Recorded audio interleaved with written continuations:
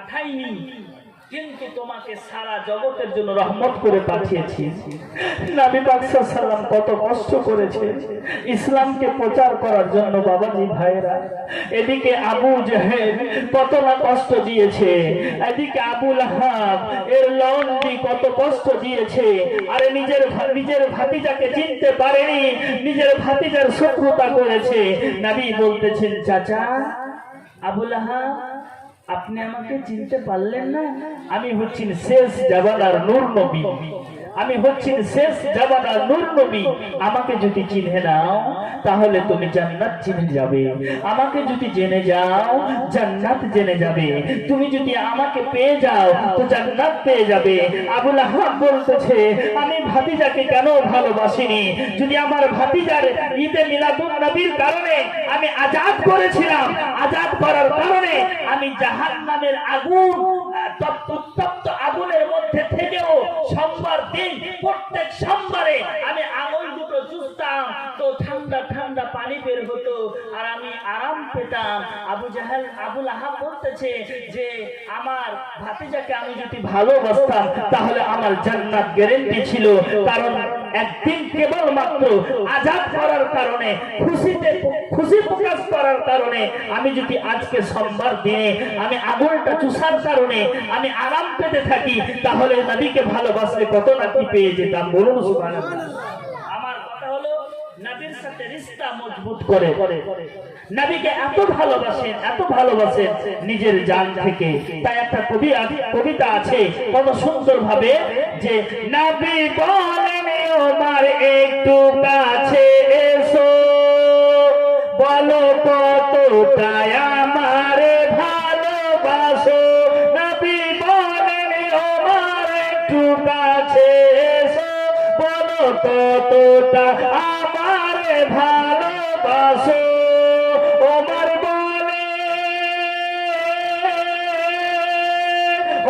বলেন শুধু ছেড়ে আমার জান, তারপরে রহিল আপনার স্থান। নবী বলেন পূর্ণ হইল না ঈমান, আল্লাহু আল্লাহ আমার নবীজির সম্মান, আল্লাহু আল্লাহ। ও মা, তোমার ঈমান পরিপূর্ণ তখনই হবে যখন তোমার জান থেকে, মাল থেকে, আত্মীয় স্বজন থেকে, সব থেকে বেশি আমাকে না ভালোবেসেছো। বলুন সুবহানাল্লাহ। এবার ঈমানের পরীক্ষা ওমরের হয়ে যাচ্ছে। ওমর বলেন এবার একটু চিন্তা করে বুঝেছি ঈমানটা যে কারে বলে। ওমর বলেন এবার একটু চিন্তা করে বুঝেছি ঈমানটা যে কারে বলে। প্রাঞ্চে নবীকে ভালোবাসিলাম, নবীর নামে জীবনকে করিলাম কুরবান। নবী বলেন পূর্ণ হইল যে ঈমান, আল্লাহু আল্লাহ।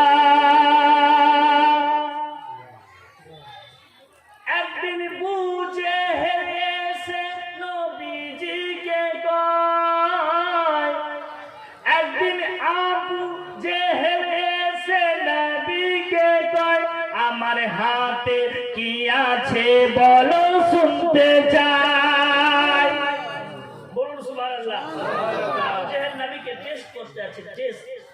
নবীকে যারা টেস্ট করেছে তারাই কাফের হয়ে মরেছে, আর নবীকে যারা প্রেম করেছে তারা মুমিন হয়ে মরেছে। বলুন সুবহানাল্লাহ। তো হাতে কিছুটা পাথর নিয়ে এসে নবীকে বলতেছেন, কি বলতেছেন? যে ভাতিজা, আমার হাতের মুষ্টিতে কি আছে বলো তো, যদি বলে দিতে পারো তাহলে আমি তোমাকে নবী বলে মেনে নিব। নবী বলতেছেন, আমি বলবো না আমি কে আছি, তোমার পাথরকে জিজ্ঞেস করো যে আমি কে আছি। বলুন সুবহানাল্লাহ।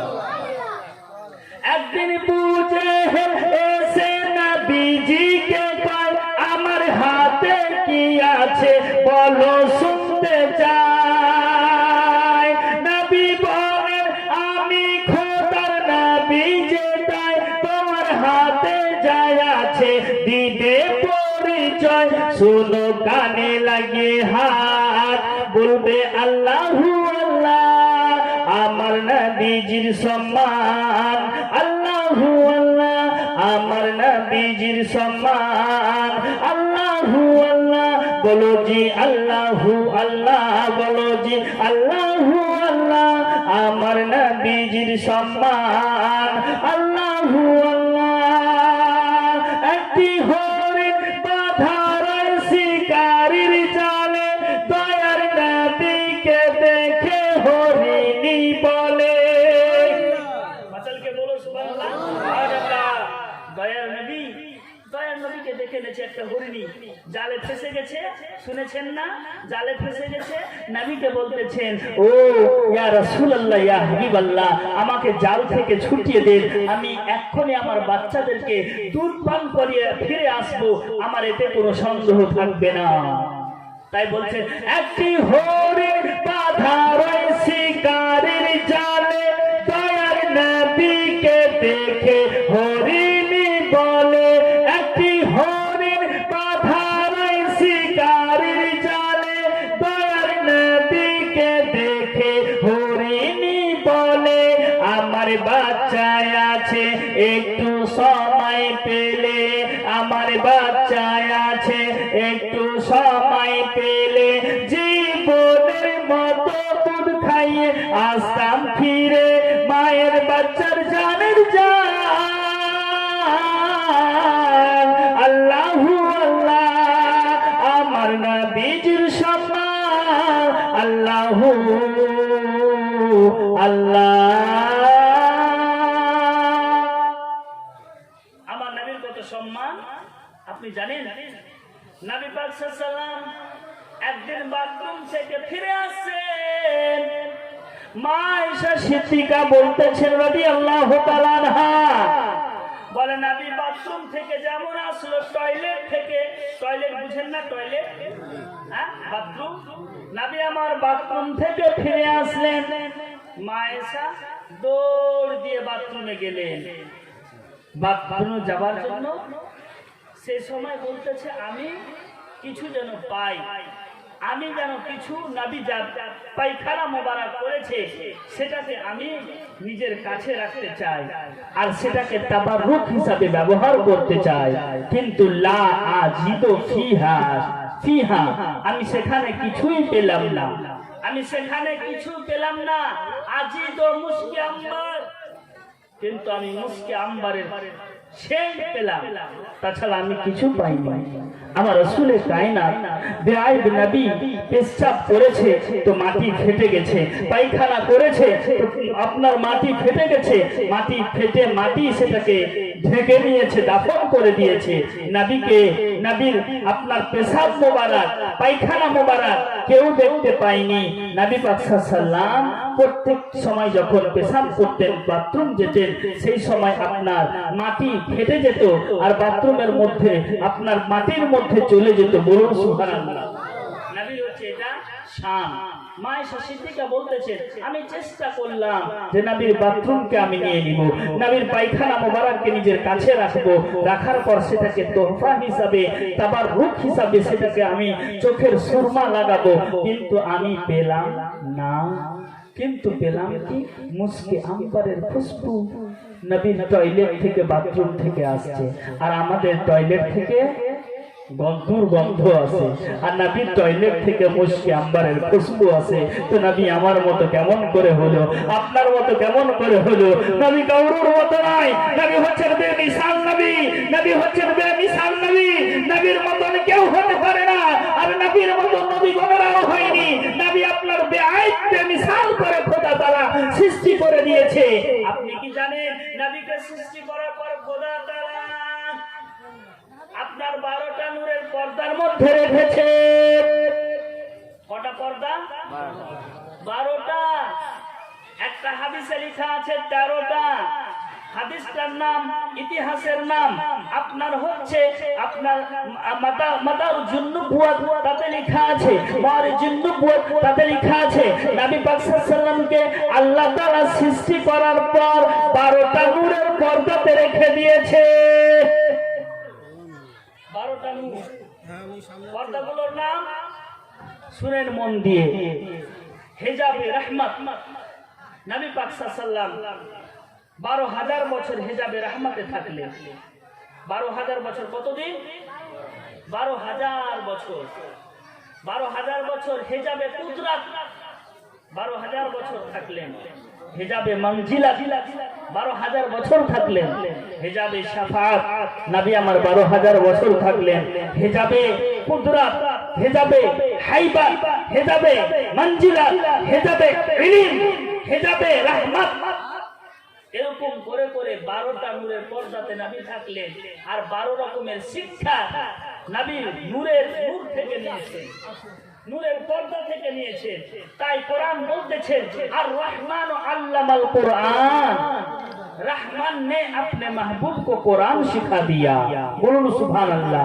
আল্লাহ বলতেছেন আমার নবী দুনিয়ার বুকে কারোর কাছে শিখবে না, আমার নবী দুনিয়ার বুকে কারোর কাছে পড়বে না, আমার নবী আমার কাছে পড়বে। আমি রব, আমি তার হলাম শিক্ষক, আর আমার ছাত্র হলো নবী তো জাহান। হেজাবে রহমতে নবীকে শিখিয়ে দিচ্ছেন, হেজাবে আজমাতে নবীকে শিখিয়ে দিচ্ছেন, হেজাবে মঞ্জিলাতে নবীকে শিখাচ্ছেন। হেজাবে শাফাত, নবী যে শাফাত করবেন, শাফাতের পর্দাতে নবী থাকার পর আপনার শাফাতের যে সমস্ত শিক্ষা, যে সমস্ত জ্ঞান শাফাতের আপনার পর্দাতে থেকে নবী আমার শিখে গেলেন। বলুন সুবহানাল্লাহ। হেজাবে ইলম, নবী যে জ্ঞান অর্জন করবে না দুনিয়ার বুকে এসে, জ্ঞানের তো দরকার আছে, শিক্ষার তো দরকার আছে। তো আল্লাহ তাআলা আপনার ইলমের পর্দাতে রেখে সমস্ত ধরনের শিক্ষা নবীকে দান করে দিয়েছেন। আমার নবী বলতেছেন আমি বাংলা জানি, আমি উর্দু জানি, আমি ফারসি জানি, আমি বেঙ্গলি জানি, আমি সব ধরনের ভাষা জানি। আল্লাহ তাআলা আমাকে সব শিক্ষা দিয়েছে, নবী সিগনেচারও করেছে। বলুন সুবহানাল্লাহ। সিগনেচার করেছে, সিগনেচার। হুদাইবিয়ার সন্ধি শুনেছেন নাম? হুদাইবিয়ার সন্ধি আপনার স্কুলে আমরা পড়েছি। হুদাইবিয়ার সন্ধি চুক্তিপত্রে হে আপনার মেন আমার রাসূলুল্লাহ নিচে সিগনেচার করলে মুহাম্মদ রাসূলুল্লাহ। তো একজন বলছে যে রাসূলুল্লাহটা কেটে দেওয়া হোক, নবী পাক সাল্লাল্লাহু আলাইহি ওয়াসাল্লাম রাসূলুল্লাহটাকে কেটে দিলেন, মুহাম্মদ ইবনে আব্দুল্লাহ লিখে দিলেন। বলুন সুবহানাল্লাহ। তো মূর্খ লোক কি লিখতে পারবে? পারবে না।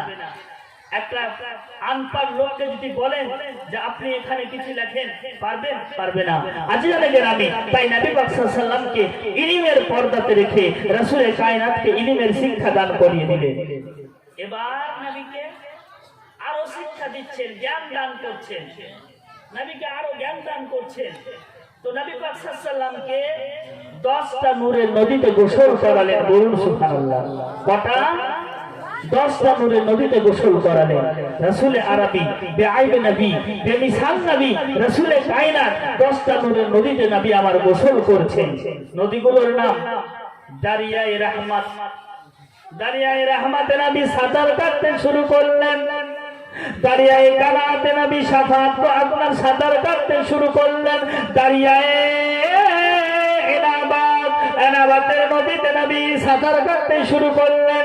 দারিয়ায়ে কারাত, কারাতের নদীতে নবী সাঁতার কাটতে শুরু করলেন। আপনার দারিয়ায়ে শাফাত, শাফাতের নদীতে নবী সাঁতার কাটতে শুরু করলেন। নবী প্রত্যেকটা নদীতে যেমন গোসল করলেন, গোসল করার পর শেষ নাম্বার নদী থেকে উঠলেন।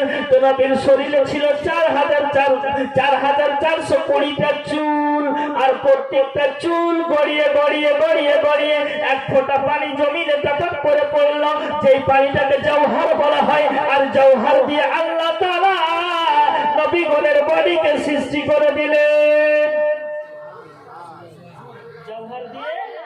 জওহর দিয়ে নবী পাক সাল্লাল্লাহু আলাইহি ওয়াসাল্লামের নবীগণের বডিকে সৃষ্টি করলেন। তারপরে আরশকে সৃষ্টি করলেন।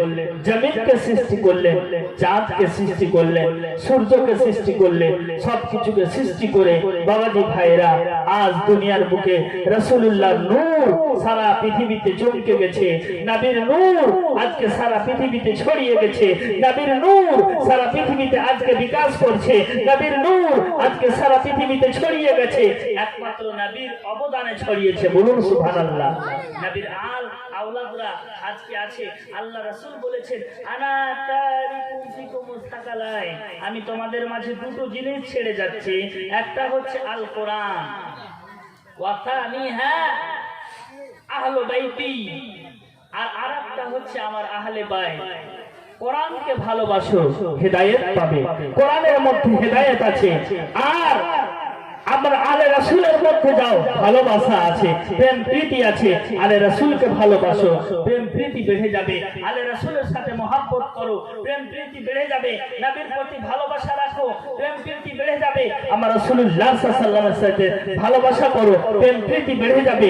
কারণ আলে রাসূল সে রিশতা মজবুতি রাখো, আলে রাসূল সে রিশতা মজবুতি রাখো, তবে আপনার জীবনটা সাকসেসফুল হবে, নচেত সাকসেসফুল হবে না।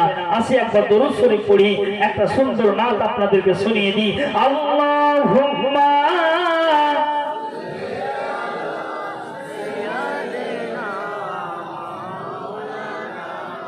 মুহাম্মাদ ওয়া আলা আলিহি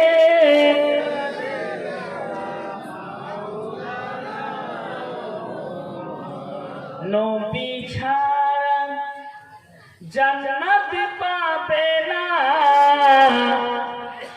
প্রিয় নবীকে ভুলে যেও না। বলুন সুবহানাল্লাহ। সুবহানাল্লাহ। জোর করে বলেন ইয়া মাকদুম, ইয়া আশরাফ। জোর করে বলেন ইয়া আশরাফ, ইয়া মাকদুম। নবী ছাড়া জান্নাত পাবে না, প্রিয় নবীকে ভুলে যেও না। নবী ছাড়া জান্নাত পাবে না, প্রিয় নবীকে ভুলে যেও না। আল্লাহ তাআলা বলেন কোরআনে, যায় আছে আসমান ও জমিনে।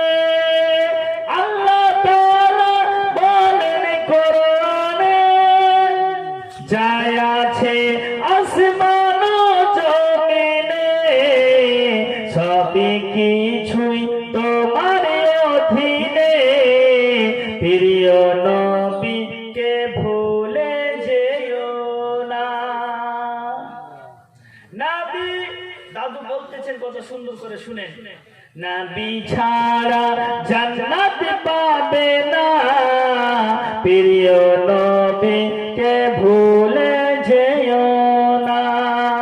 বাবা বলেন ও না, আমি থাকিতে চিন্তা করো না। বাবা বলেন ও না, আমি থাকিতে চিন্তা করো না। যিনি আছেন তোমার গর্ভেতে, সারা বিশ্বে তুলনা হবে না। যিনি আছেন তোমার গর্ভেতে, সারা বিশ্বে তুলনা হবে না। নবীর তুলনা কারোর সাথে হবে না, নবীর তুলনা কারোর সাথে কেউ দিতে পারবে না। কারণ নবী হচ্ছে ওয়ালিন ওয়াল, নবী হচ্ছেন ওয়ালিন ওয়াল।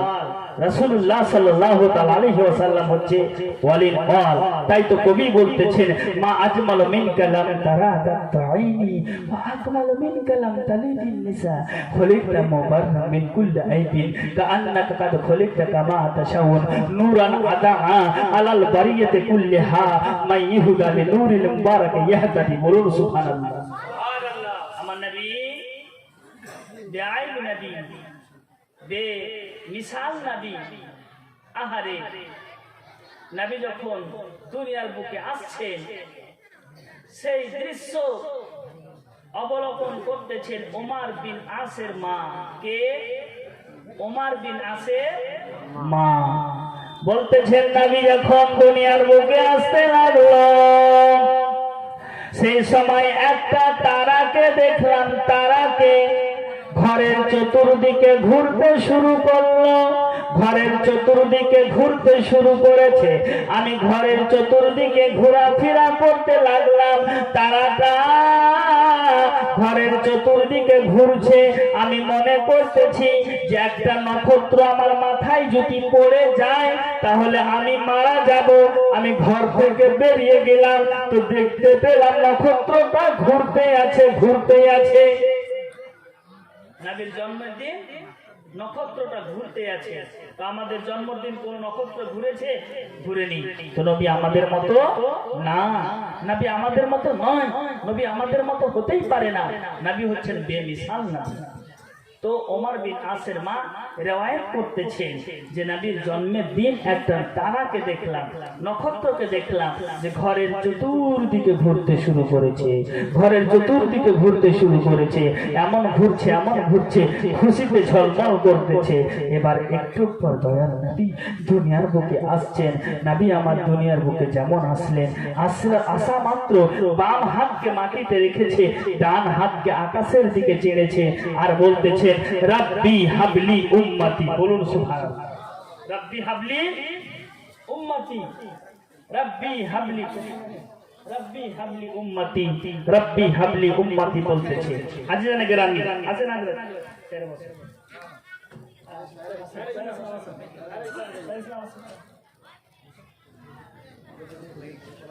সাইরে ইসলাম হচ্ছে আমার বন্ধু। হ্যাঁ, এক ক্লাসমেট, একসাথে আছি আজকে জলসায়, খুবই ভালো লাগছে আলহামদুলিল্লাহ। এই সাইর ইসলামের কণ্ঠ খুব ভালো, খুব সুন্দর সাইর ইসলাম। তো রাসূল আরবি বেআইব নবী যেমন দুনিয়ার বুকে আসলেন, এক হাত মাটির সাথে একড়ে ধরে আছে, আর এক হাত আকাশের দিকে চেয়ে আছে আর বলতেছেন রব্বি হাবলি উম্মতি, রব্বি হাবলি উম্মতি। বলুন সুবহানাল্লাহ। তো নবী আমার মতো হলো না, নবী আমার মতো হলো না, আপনার বাবার মতো হলো না, আপনার দাদুর মতো হলো না, আপনার নানার মতো হলো না, আরে কাউরুর মতো হলো না। নবী বেমিসাল হয়ে সৃষ্টি হয়ে গেছে। বলুন সুবহানাল্লাহ। নবী যেদিন দুনিয়ার বুকে আসেন, একটা রাহিব বলে আমি প্রত্যেকদিন সন্ধ্যার সময় প্রদীপ জ্বালাতাম, চেরাগ জ্বালাতাম, কিন্তু নবীর যেদিন পয়দা হয়েছে, আমেনার ঘরে যেদিন লড়কা পয়দা হয়েছে, সে লোকটা বলতেছে আমেনার ঘরে একটা বালক এসেছে, সেই বালকটার নাম আমি জানি না, তবে আমি সেই দিন থেকে বাড়িতে আর কোনোদিন প্রদীপ জ্বালাতে হয় না। বালকটার ঘর থেকে নূরের রোশনি আমার ঘরে পড়ে। দেখেন কত মূল্যবান কথা। প্রত্যেকদিন লোকটা লাইট জ্বালাতেন, লাইট। আমরা তো এখন সুইচ টিপে দিই, বল জ্বলে গেল। তখনকার জামানাতে সেটা ছিল না, প্রদীপ জ্বালাচ্ছে, প্রদীপ। তো প্রদীপ যেমন জ্বালালো, প্রদীপ জ্বালানোর পর আপনার ঘর আলোকিত হয়ে গেল। কিন্তু একটা বালক যেদিন জন্মগ্রহণ করলো, যার নাম হচ্ছে রাসূল কায়নাত, নবীর জন্মের কারণে তার বাড়ির দিক থেকে একটা রোশনি ভেসে আসছে, রোশনি, আর সেই রোশনিতে সারা বাড়িকে জগমগ করে দিয়েছে। বলুন সুবহানাল্লাহ। তো রাসূল কায়নাত বেআইব নবী, বেমিসাল নবীর শান শওকত এতটা আছে যে নবীর শরীর দিয়ে ঘাম ছুটেছে, ঘাম পড়েছে, তো আপনার সাহাবা গণেরা ঘামকে শিশির বোতলে ধরেছে। কিসের জন্য? সেটাকে তাবাররুকান, তাবাররুক হিসাবে ব্যবহার করার জন্য। আর আজ আমাদের শরীর দিয়ে ঘাম যখন বেরায়, তো আমাদের ঘাম দুর্গন্ধযুক্ত, কিন্তু রাসূলুল্লাহর ঘাম আপনার সেন্ট যুক্ত, সেন্ট যুক্ত, খুশবু যুক্ত। নবী পাক সাল্লাল্লাহু আলাইহি ওয়াসাল্লামের আপনার রাস্তা কেউ চিনার করতো না যে এই রাস্তাতে কে গিয়েছে, সবাই বলতে পারতো। সাহাবাগণ ঢুকতেছে নবীকে সেন্টের কারণে। নবী কোন রাস্তা দিয়ে গেছে তো সাহাবারা একমাত্র মাটি শুনে শুনে বলতে পেরেছে যে মাটির খুশবু দিয়েছে, দান করে দিয়েছে আমার রাসূলের কায়নাত, মাটি দিয়ে গেছে, রাস্তা দিয়ে চলেছে, তো সেই সময় আপনার খুশবু ছুটে গিয়েছে। বলুন সুবহানাল্লাহ। তো বাবাজি ভাইরা, ওগো আমার মা বোনেরা, শুনেন, আজকে মাদ্রাসার উপলক্ষে জালসা, আপনারা 5,000 টাকা করে 10টা ভাই আমার দিয়ে যান, আর 5,000 টাকা করে 10টা ভাই দিয়ে যান। আজকে খুশিতে, আজকে আলে রাসূলের মহব্বতে, পাক পাঞ্জাতনের মহব্বতে, আর মা বোনদের কাছ থেকে আমি দেখতে চাই আপনারা 1,000, 1,000, 2,000, 3,000 করে আপনারা বেশি বেশি করে দিয়ে যান।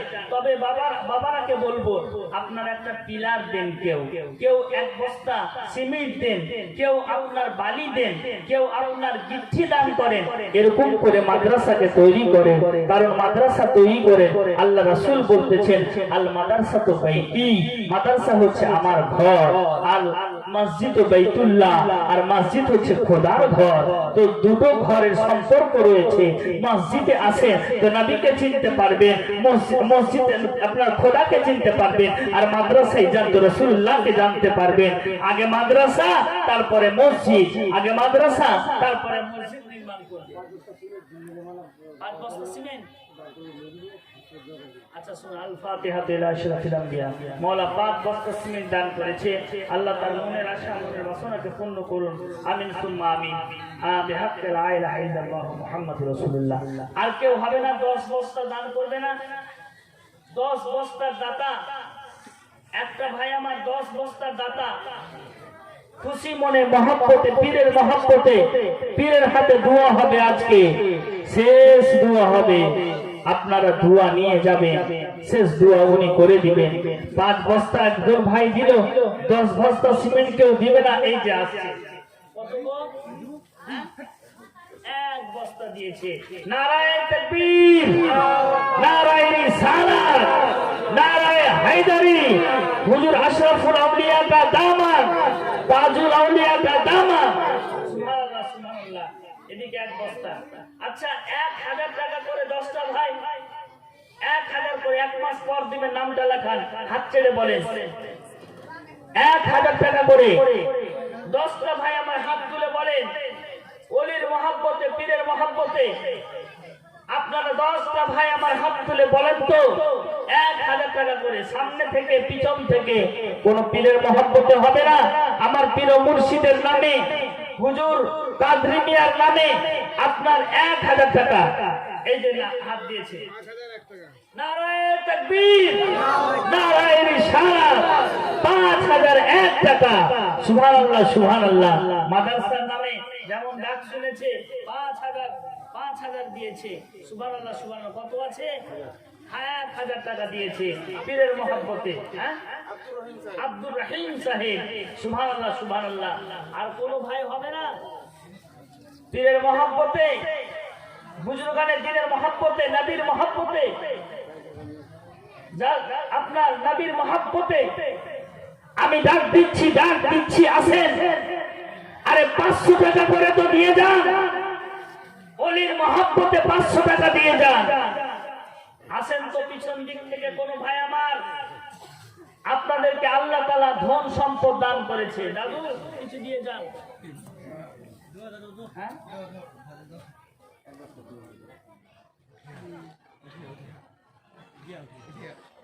হ্যাঁ, যাই হোক, বুঝে গেছি। আমি একটা সুন্দর দেখে বাংলা গজল পড়ে আমার বক্তব্য শেষ করছি। হ্যাঁ, আচ্ছা, ওমা আলাইনা ইল্লাল